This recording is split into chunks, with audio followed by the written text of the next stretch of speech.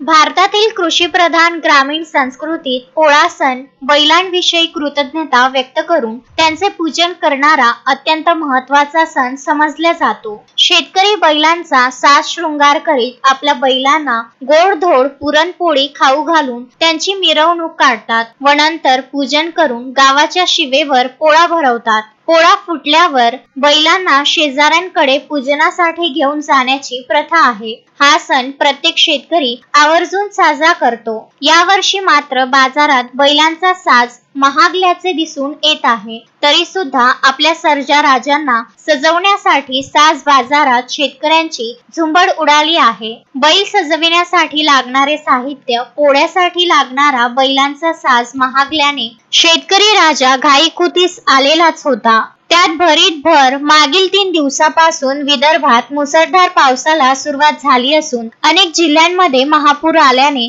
शेतातील पिकांचे अनेक जिल्ह्यात नुकसान झालेले आहे. संततधार पावसामुळे पीक हातून जाण्याची चिन्हे दिसत आहे. असे असताना सुद्धा कारंजा तालुक्यात अनेक ठिकाणी पोळा सण मोठ्या थाटामाटात आणि उत्साहात साजरा करण्यात आला. शेतकऱ्यांनी आपल्या सर्जा राजाला सजवून पोळ्यात नेऊन आपल्या बैलांना गोड गोड खाऊ घालून पोळा सण अतिशय आनंदात साजरा करण्यात आला. मात्र ट्रॅक्टरच्या या युगात दिवसेंदिवस शेतकऱ्यांच्या दावणीला बैलांची कमतरता भासत असल्यामुळे अनेक ठिकाणी भरणाऱ्या पोळ्यांमध्ये बैलांपेक्षा माणसांची गर्दी जास्त दिसत होती. अक्षय लोटे, विदर्भ न्यूज, कारंजा लाड.